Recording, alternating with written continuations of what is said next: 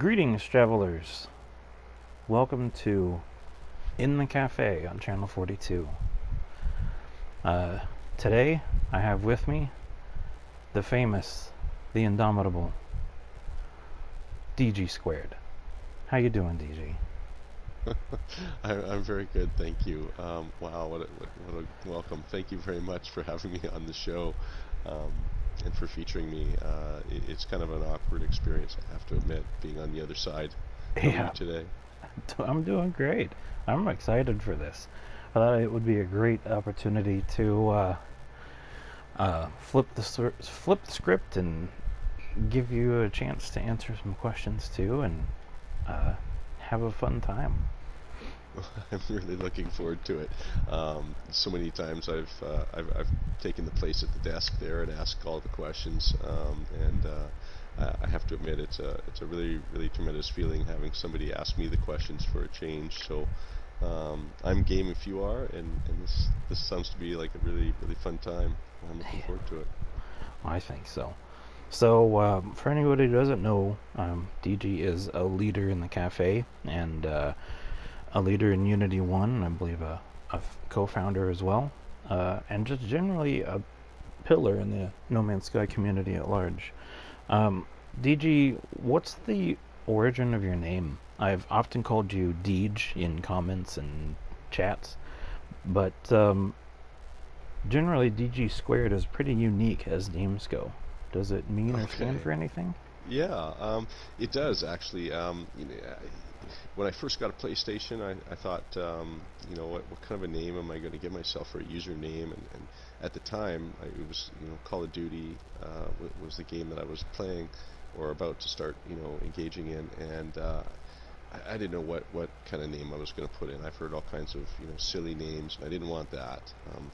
And so I just kind of went with DG, which happens to be my first two initials.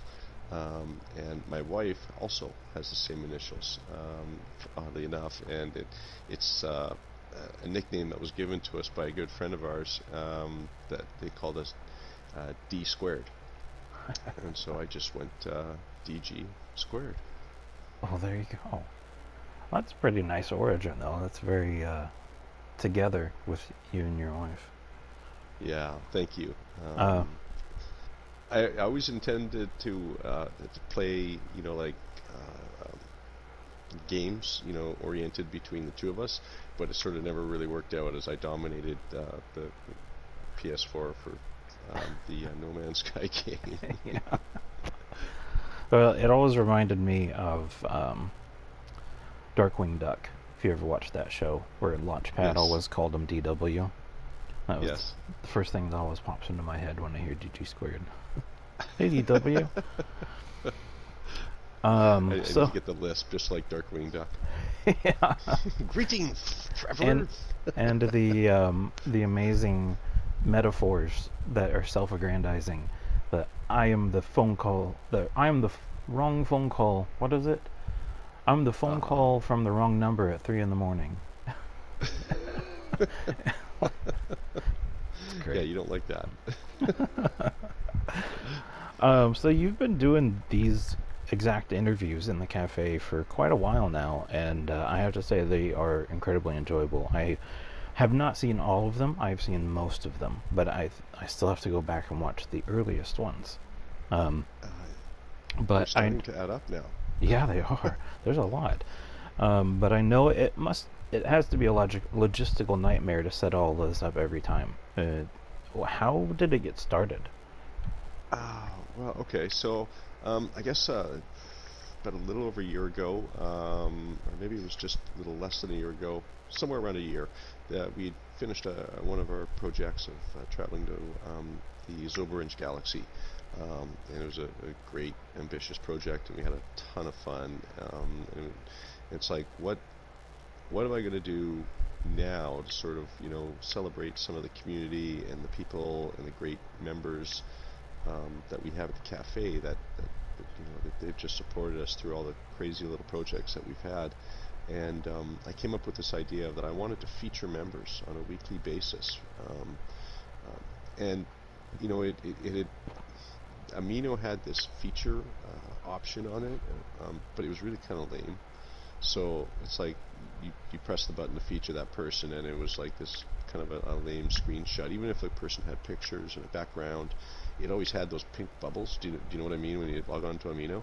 Yeah. And I didn't like the bubbles. I thought it looked kind of tacky and half-hearted, and I'm like, I could do better than that. So I made wikis of these profiles, and that's sort of how the member features came to be. And along with it, I wanted to interview each one of these members, and give them kind of like a star treatment to make them feel really special, because all of the people that I pick are, they've all done something, great within the community in small ways and big ways. And I just wanted to thank each person as I worked my way through by featuring them and interviewing them. Excuse me, a bit of a hoarse voice. All right. So that's kind of how it started. And I guess I've done pretty close to about 50 features now, and almost as many interviews. That's really awesome. We're here in the in this particular studio that you built. Can you tell me a little bit about how this particular studio came to be? Well, this studio actually does have a little bit of history behind it, and it's changed a little over the years now, I guess. I originally built this big studio for another show that I was working on. I was co-hosting with Cloud Runner, or Nerd Down Dylan, a lot of people know him as, and we were doing similar sort of interviews with people of the community for his Twitch stream that he would do, and I was co-hosting, and we had a lot of fun. And I wasn't really all that good at coming up with questions or a scripted sort of thing, and I was co-hosting, so it was perfect for me to follow along and interject once in a while, and it was a lot of fun. So I built this base for, like, some, I guess, a loop to play of just people sitting there. I thought it might look kind of funny and hilarious to throw up on his stream. Well, unfortunately, he had some plans where he wanted to sort of take his stream in another direction, and we stopped doing the NMS's Life streams on, I think it was a weekly basis that we were doing. Yeah, I remember those. Yeah, and then I sort of asked if I could, if you wouldn't mind me sort of doing something similar for my Amino, and that's how it came to be here. So I used the studio for the interviews that was never used for the NMS's Life, and it was sort of reborn again. And it wasn't long after, a few months, where the electricity was introduced in one of the updates. And so it was an idea that I had. I wanted a cityscape like the Letterman Show or something. Right? Yeah. So I drew up a bunch of lines on the wall, and there we have it. And then I think it wasn't long ago where I learned a few tricks and tips, and then I added some flooring, which made it a little bit nicer as well. And that's the history of this base. It was just a little here and a little there, and trying to make it kind of star-like. That is awesome. And you really did achieve that city look on the background, because I was just panning around and it's like, oh, that is a skyline. That's really awesome. Thank you. Yeah, that was the idea. I really kind of wanted to try and do that. Was just a skyline of a city. There's a toggle, actually. If you can sort of pan your camera, you can actually feel there's a toggle behind your chair, and it turns the lights on and off. Oh, gotcha. Okay. So you can go from red to blue, or whichever color you prefer. I think the blue looks nicest, though, so I just leave it on blue. Yeah, that is really nice. So you had mentioned using it for your Amino, which of course is the cafe. That's right. And you've been part of the cafe for a very long time. Can you tell me a little bit more about it in general? Like, how did it come to be, and how did it originally become associated with my Amino, the FDI? Oh, okay, yeah, there's a lot of history there. Okay, well, Lily Hop created the cafe, and it wasn't too long after I joined up as well, and was one of the members.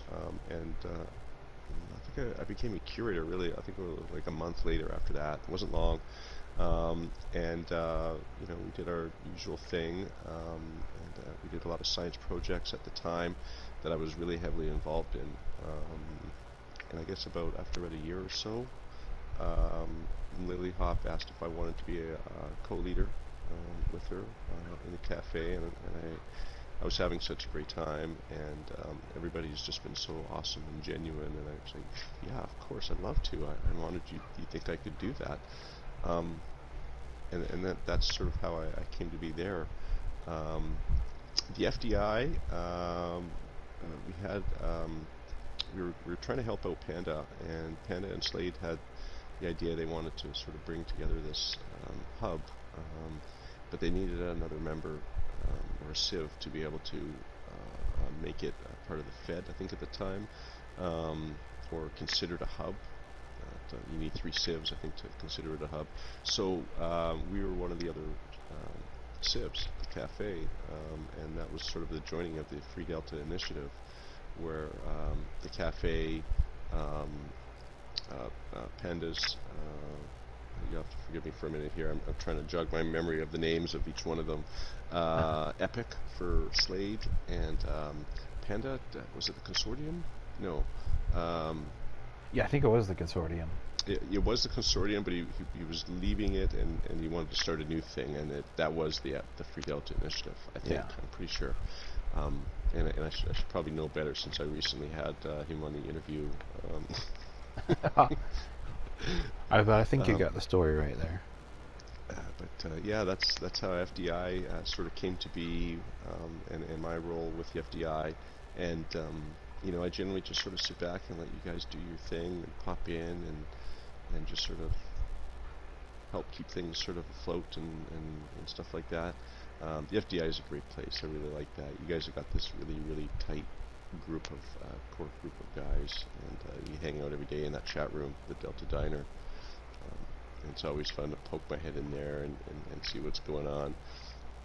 Sometimes you make me blush. more than a few times. We're all blushing in there. So one of your titles is Ka-Tet Ambassador. Can you tell me about what Ka-Tet is and what inspired it, what it does? Yeah. Okay. So Ka-Tet is I don't really use it so much anymore, as I've sort of taken a different sort of direction on the things that I'm doing in game and for the community. But it originated through Ranger.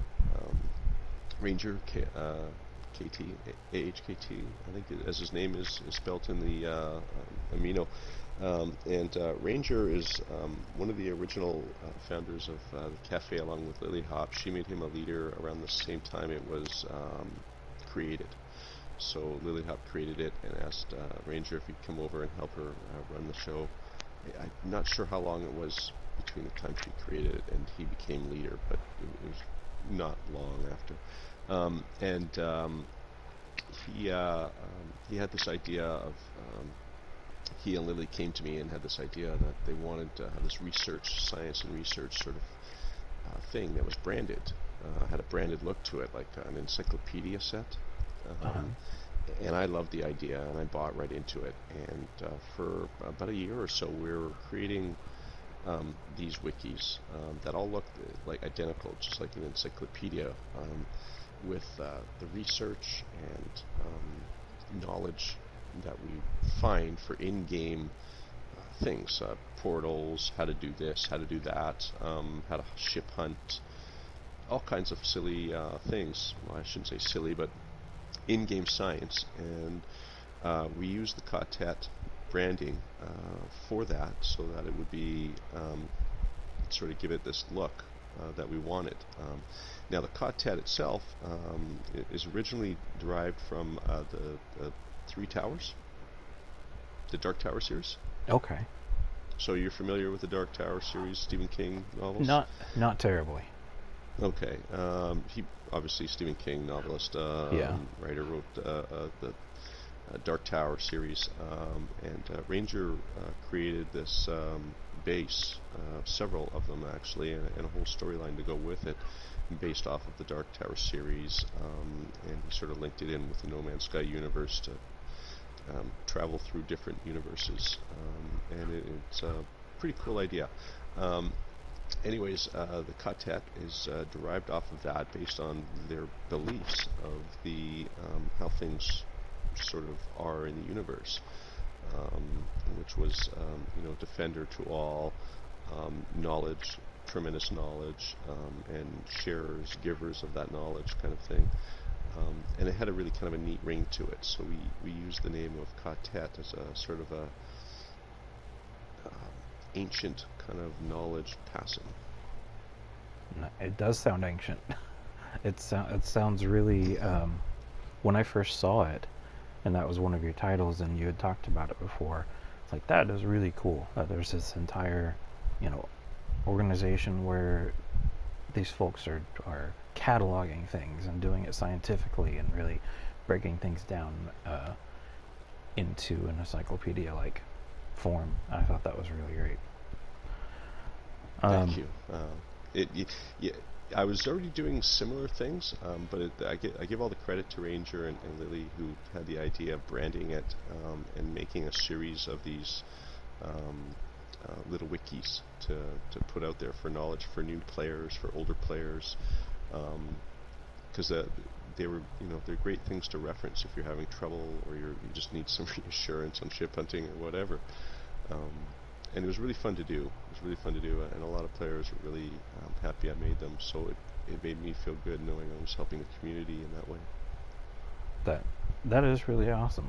I know several of them helped me early game figure stuff out. I'm glad to hear that. That's what they were for. Thank you. So whereabouts are you from? I live in Vancouver, British Columbia, Canada. Very nice. Over on the West Coast. Rainy West Coast, yeah, that's right. Rainy West Coast. So it's been, how's the weather out there? It's been raining lately? Today? Well, it was raining earlier today. We had some nasty rain, and now it's clear. A little overcast. Not too bad. Good. The temperature not too high? Is it humid over there? No, actually, I think it's about like 14 or 15 degrees outside today. Okay. Yeah, it's mild. Vancouver mild. We never get too hot or too cold. Sounds very appealing to me, because I kind of like that that range. Just not too hot, not too cold. It's not too bad. It's pretty good. I like the comfortable temperature. The rain can be a bit much sometimes, but I'm used to it. It kind of cleanses the earth. Yeah. So how long have you been playing the game? Are you a day one player? Day one player. I picked it up. It was released at midnight, and I came in the next day afterwards, because I had to work, of course. But I picked it up as soon as I could, the very next day, or the same day of release, if you want to call it, 12 hours later.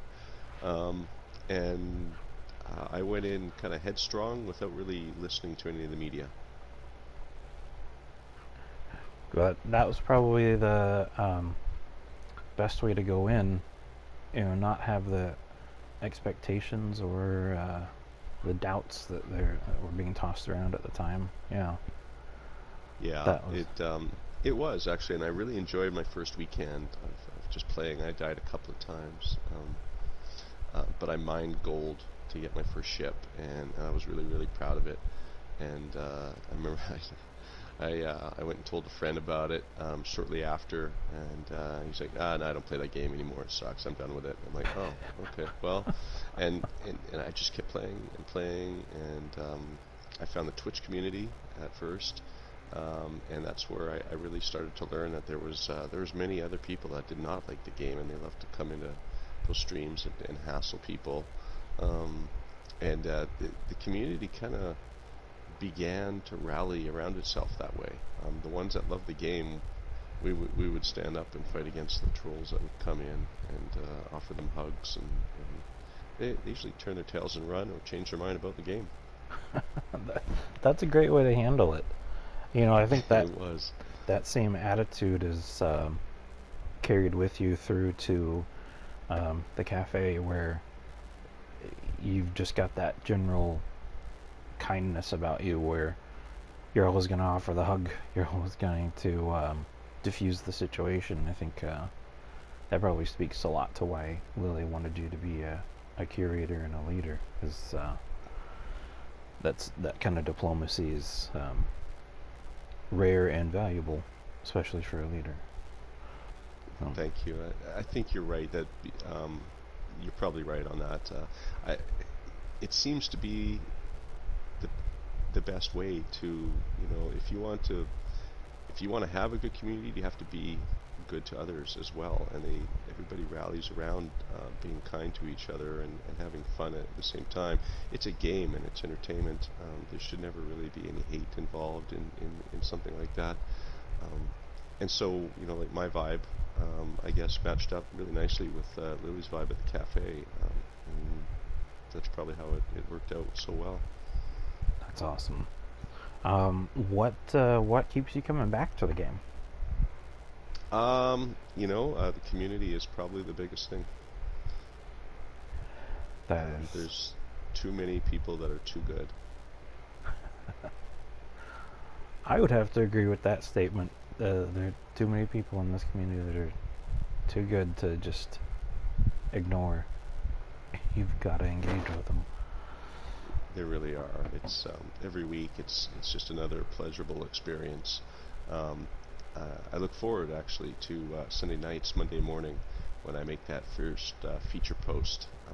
And usually it's a surprise to most people because they have no idea they've been chosen to be featured.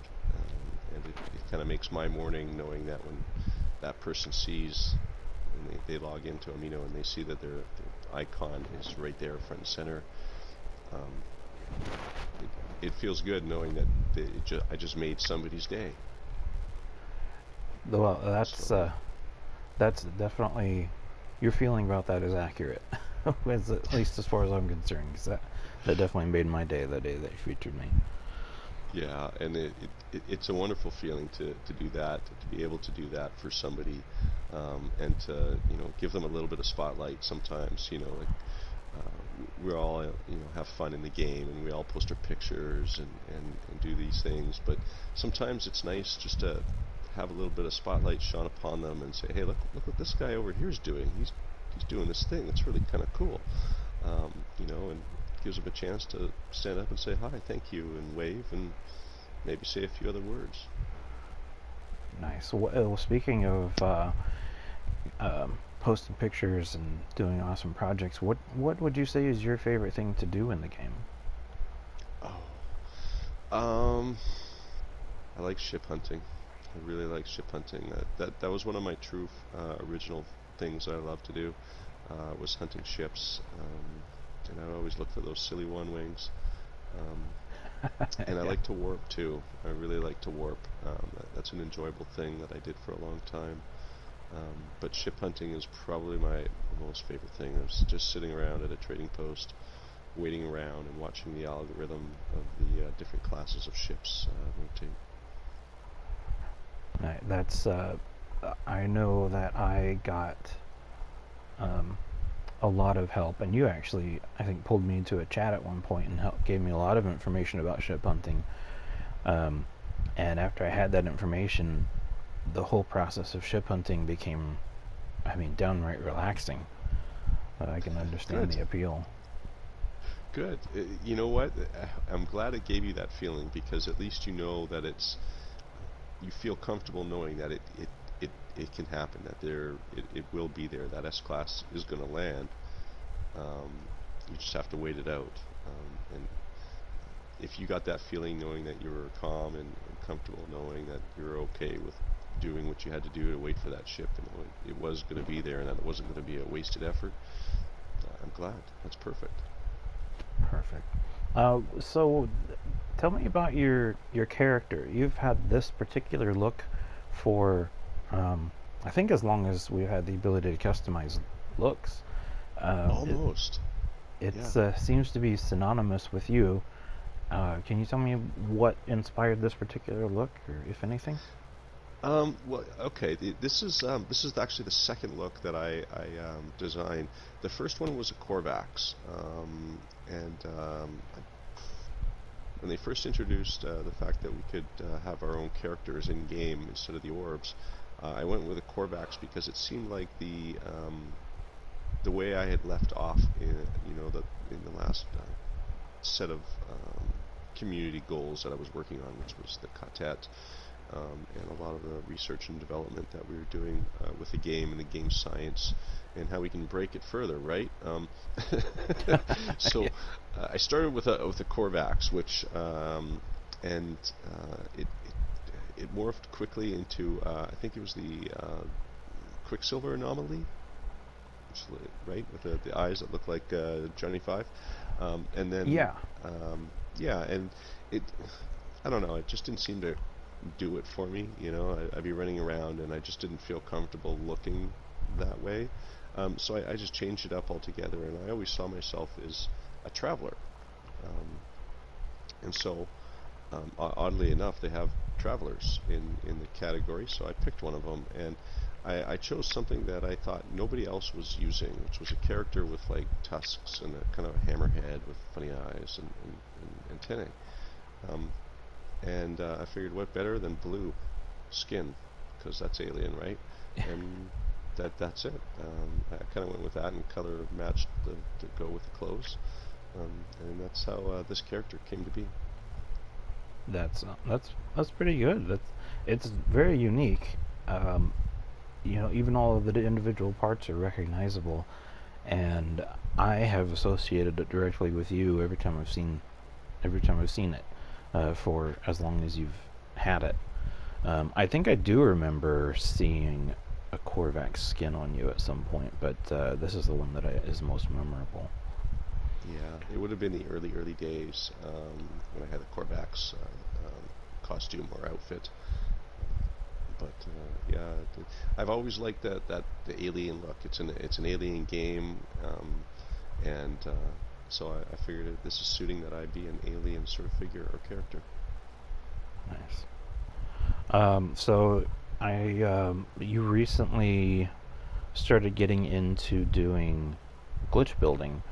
Um, that was I saw your posts about it, like your first successful glitch build, and what's that whole process like for you? Like, how did you get finally learn about glitch building and get into starting to do it?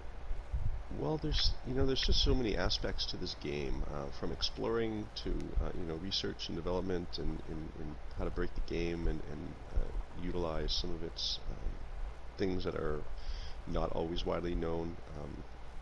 There's duping and glitch building and all kinds of things.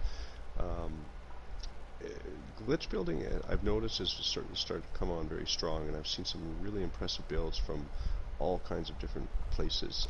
And the PVF was recently created, and I've been noticing a lot of players from the PBF, and um, everybody seems to be jumping on board onto glitch building. And I'm like, okay, there's something to glitch building that I haven't really explored yet. I need to look into this and see what it's all about. And so I went and I started to investigate a little further and look at what the builds are, and get to know a lot of the builders and the people at the PBF, which have come to be almost an extension of the cafe. They're all just so kind and have the same vibe, and are all just wonderful people. And I wondered, like how difficult is it really to do these glitches, right? I heard it's in the timing, and I was never very good at the adjacency glitch when I first heard about it from Boyd Gaming, um, and I was never much of a builder myself. I build like square rooms and just basic stuff, nothing really fancy, just what gets me by, right? Um, and one day I had an interview with Nirvana as I was, getting to know about the base building and learning about this community of players, which has taken the No Man's Sky community by storm. And she taught me a trick or two, and I was at first, a few tries, and I didn't quite understand it, and I thought, oh, this would be kind of cool. Maybe I'll use it, one or two builds, a piece or two, or something that just doesn't fit. I can just stick that in there and be done with it. And she taught me the basic banjo glitch, and then of course it was easy for her to show me what the banjo glitch next over to the Blender glitch. And once I got the timing, I was actually really intrigued, and I had in my head, there's some builds that I've wanted to do, but I lacked the skill or the components to do it. But if I Blender glitch some components together, it might make it look okay. And I tried a few things, and then I tried a few more things, and then I realized what I could do with those things that could give me the look that I was looking for to do what I wanted to do. I wanted a radar dish, a big radar dish, but how am I going to achieve it? And I never really understood how to make a circle either. So I Blender glitched a few items together and created this giant radar dish, and that was my first really big attempt at creating something that was actually looked like something, using techniques that were shown by me by Nirwana. And that's how I got into sort of glitch building a little bit. And then the contest, which was really kind of a lot of fun to show people what I learned. Oh, that's really awesome. I really liked that satellite dish that you did, the radar dish, and I also really liked the caduceus that you did for the PBF build challenge. Thank you. That was, I mean, you look at it and you're like, well, it's the medical symbol, and it looks amazing with every single one of those lighted floor panels going around in a spiral. I love it. I wasn't sure if I was going to break the complexity on that one. I had a pill light for each one of them, and I wanted it to be a nice seamless spiral, and in order to do that I had to follow the curve with each time it moved, which meant really close floor plates together, and a lot of them. So I just spiraled my way up that post, and then another snake up the other way, and so a pill light for each one of those, and then the flooring, and then the wiring. It all worked. It was worth it. It's a great result. Thank you. And so another one of your titles, and one thing that I've heard you talk a lot about, is Unity One, and you're Unity One founder. Can you tell me a little bit more about Unity One and what it's about? Unity One, that's the culmination of what we think is our greatest project. Lily and I have had this idea for a long time. Actually, it was Lily first, who first mentioned it, where she wanted to have everybody together and just be included. And it took on a sort of a bit of a joke for a little while, and then it got rehashed into we can sort of try and do this. Like, we should build a hub and try and bring everybody together. But if we do it, we've got to go all out, and we've got to include everybody. We have to make sure that all the platforms are also included, and game modes as well, because full inclusion is full inclusion. You can't really let any of them fall. You have to include everyone, and so we wanted to do that, and so we set out to sort of structure things in a way where we'd be able to do that. We got a couple of saves on different modes available and ready, and we had different game platforms started as well. I got a PC, and so did Lily, and she got on the Xbox. I don't think I'll get on the Xbox, at least not for a while. That's a whole other console. I think I'm good. But we're moving into a way where we can be able to support the community in a way. So what we needed then was a place to do it, and so we searched and we searched, and we fine-tuned a few things on what we wanted to do and how to do it, and finally we found this perfect tree just out in the middle of nowhere, from one of the areas that we were doing something else, and that became the Unity One region. And the name sort of, it took a little while for it to come to Unity One. A few renditions using the UN, or social evolution, and various other ideas that we had. And what ended up being Unity One was capital U, capital N, ITY One, Unity One, and that's encompassing everything, everything from the UN that Lily created to the rest of the cafe, to the rest of the community, to every platform on the community, every single hub, civilization, or single player nomad that would like to come and take part in a massive, giant neighborhood. And we've got a huge region to do it in. Well, that is a very noble goal, and I really like what you've been able to accomplish so far with Unity. I've not myself made the journey out to that region, but I am going to do that. I'm going to ask you for a lift at some point in the near future. Anytime. Yep, I'm always there. If I'm not at the studio, I'm somewhere in Unity. Now I'll have a presence out there and see what everybody else is doing out in that direction. So I have just one last question for you. Okay. And it's one that you ask everybody. Do you, sir, have the answer to the ultimate question of life, the universe, and everything? Ever since the other night when you featured me, I've been thinking about that question. And I've heard a lot of answers from a lot of different people, and I thought I could say 42, right? But I'm looking for it in 42. So I don't have the answers, but I am searching happily, and hopefully one of these days I'm going to find it. I'm hoping I'll find it in 42, or maybe I'll find it in some other rendition of 42, 24, or that number sequence. But I am still searching. So I don't really have a proper answer for you. Oh, I think that is a beautiful answer, though.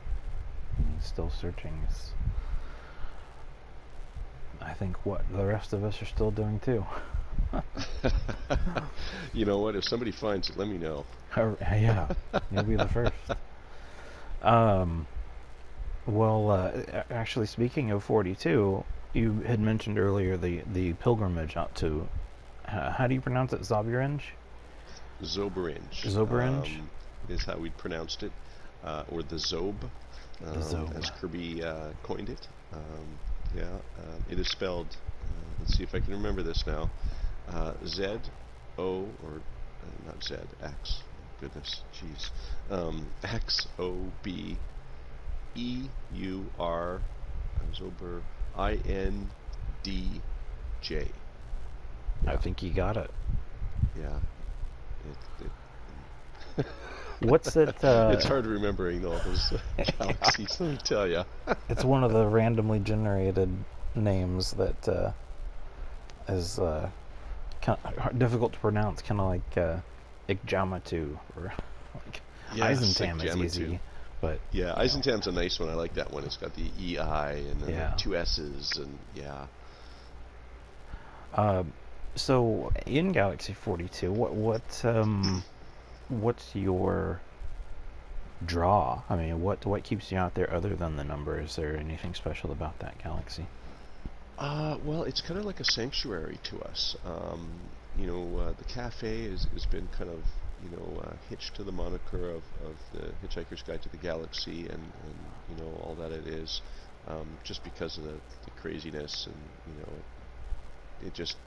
it goes so well with the game, and we've always clung to that right from the get-go. I think it's even in our mission statement of the cafe itself, the Cafe Amino, and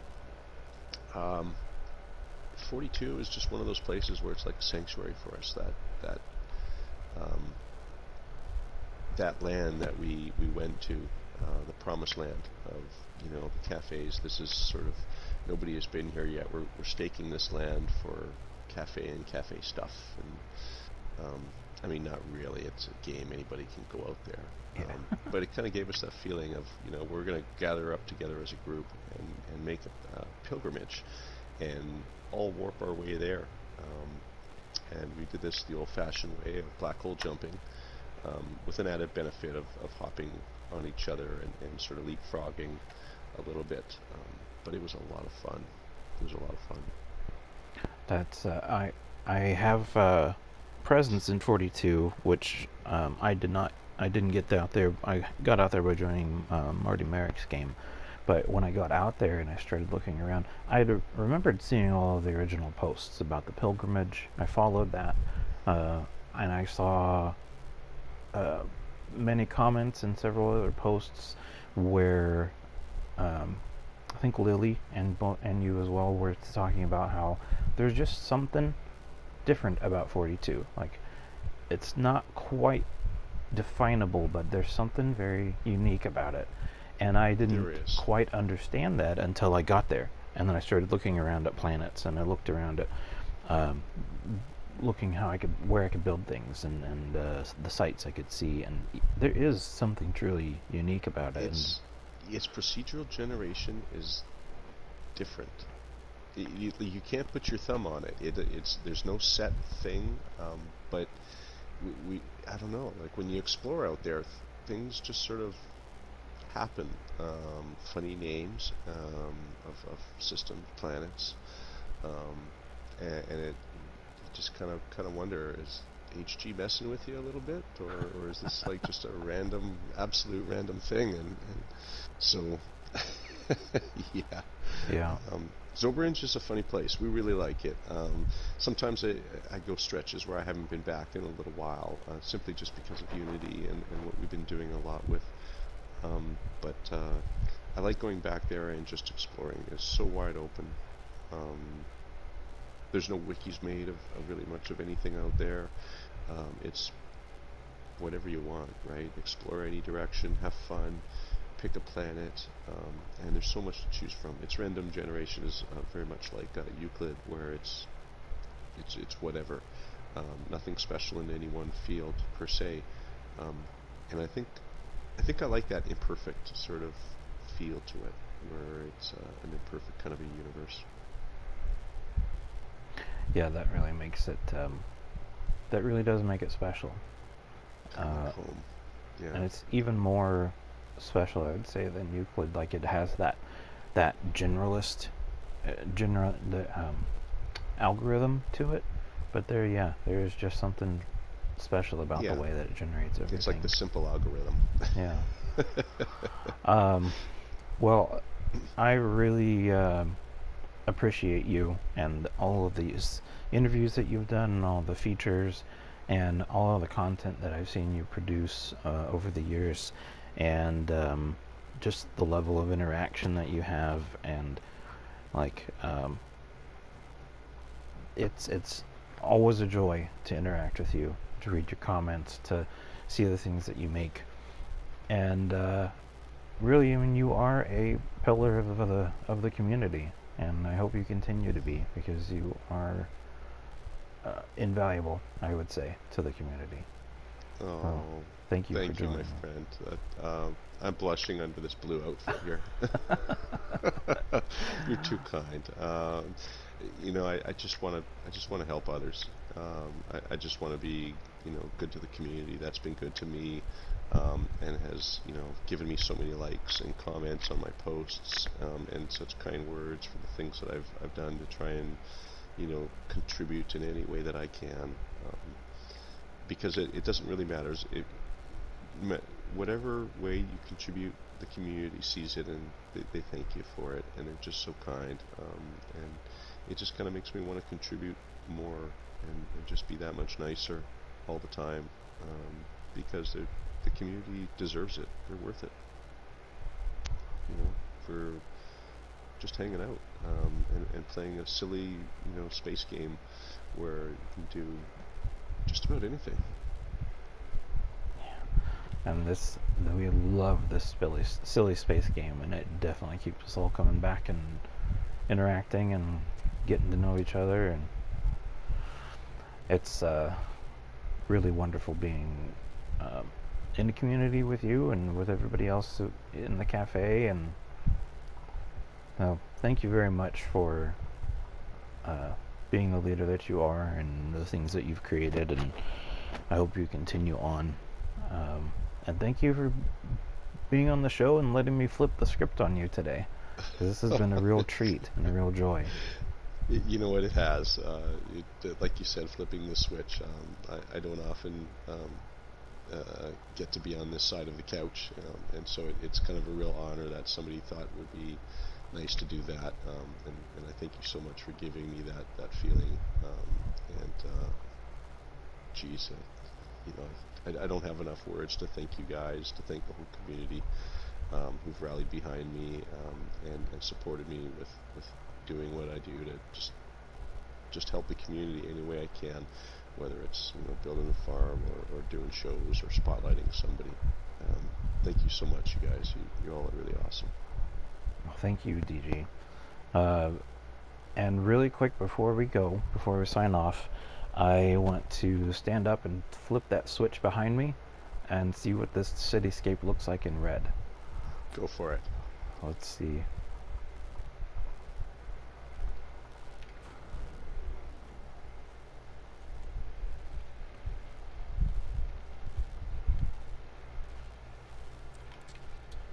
There it goes. Oh, it's gorgeous. It's like To be at night. Nighttime. That is really great. Yeah. I'm glad you like it. Well, thank you again for joining us, DG, and we will go ahead and sign off and let you go. Get back to your busy day and schedule, and